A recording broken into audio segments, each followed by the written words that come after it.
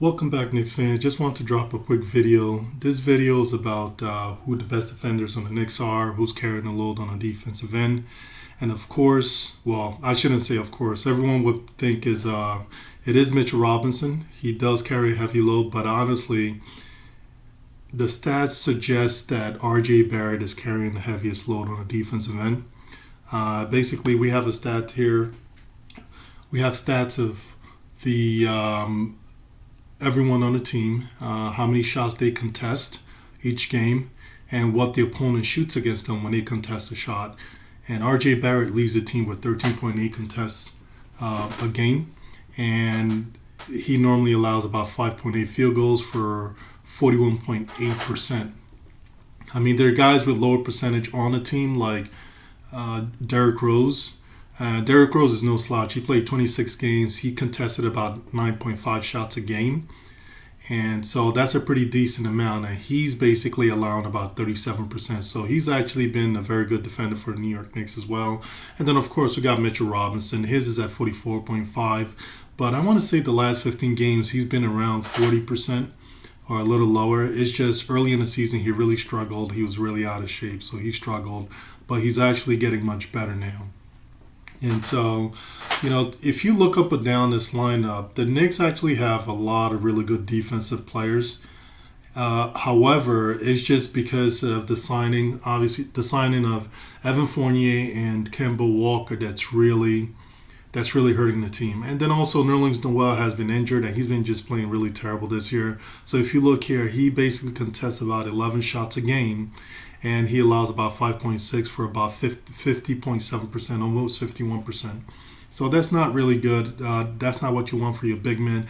And actually, these numbers here, you really want to get it like around a little bit around 44 to 45%. 45%, I think it's okay. You're not really killing the team. You're not really hurting the team if you're around like at 45%, but you want to be at 45% and below. Once you start getting above 45% consistently, like Evan Fournier here, you're actually hurting the team. The best thing is like you really should be around 44% to tell you the truth, 44 and a half. But once you start getting above 45%, you are hurting the team.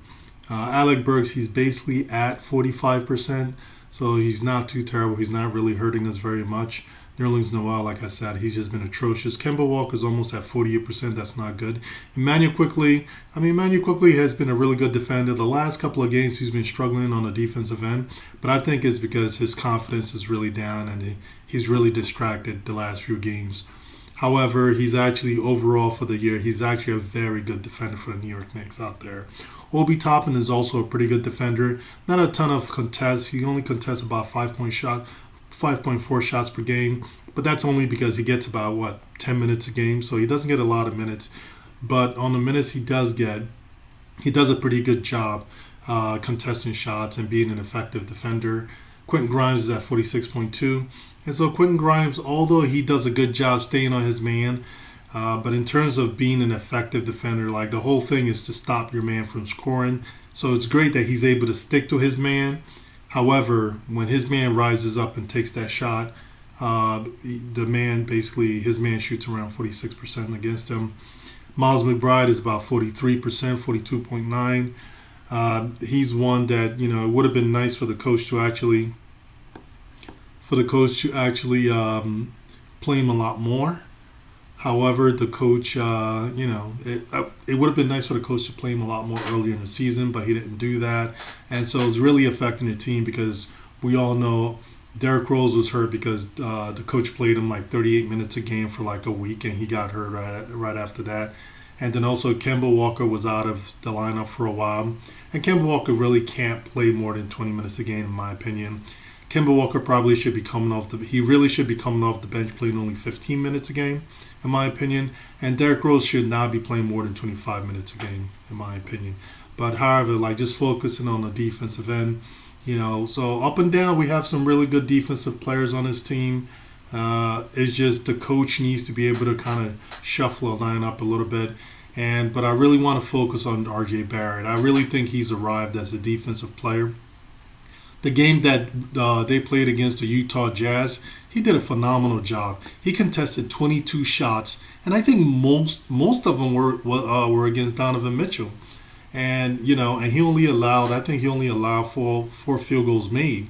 So out of 22 shots he contested, he only allowed 4 made field goals, and a lot of those contests were against Donovan Mitchell. I would say probably 15 of those contests were against Donovan Mitchell. So he was basically on Donovan Mitchell like the whole night. And so if you see here on the video, that's not Donovan Mitchell there, but he was guarding basically. He was basically guarding the best perimeter player on the opposing team most of that game. And so he has been extremely impressive. Early in the season, I felt like he hadn't really, made enough strides, that he was still working on it. It wasn't terrible, but I always felt like, because he was still getting beat back doors early in the season. And then also, he just struggled, like he was able to stay with his man for the most part, but he just wasn't stopping some of the players. He just couldn't really stop them. But then again, there was a lot of really good players too. He's playing against a lot of excellent wings, and there's a lot of excellent wings in the NBA, so that was part of it. However, I want to say since December, he's really picked it up. It doesn't matter who he's playing. He makes it very difficult for them. If you see here, as you're watching his game here, most of the time he was on Donovan Mitchell. I'm not sure what Donovan Mitchell. He didn't shoot very well against the Knicks, and a lot of that was because of R.J. Barrett. So it feels like he's arrived. He's playing excellent defense, and like I said, he's not the only one. Mitchell Robinson is also an excellent defender. He's rounding into shape, and so it's I think it's up to the coach. Once we get Derrick Rose back, I think things will be better for this team, a lot better. However, the coach needs to take advantage of the fact he does have a lot of great, excellent defenders on his team. A lot of them are younger players, and so obviously he doesn't like to play the younger players too much, and so that's part of our problem. But that's pretty much what I have. Who do you guys think is the best defender on this team? Mitchell Robinson, R.J. Barrett. What do you guys think? Who has the most impact on the defensive end on this team? Let me know. Comment below. I'll be more than happy to respond. Also, please like and subscribe. Thank you so much.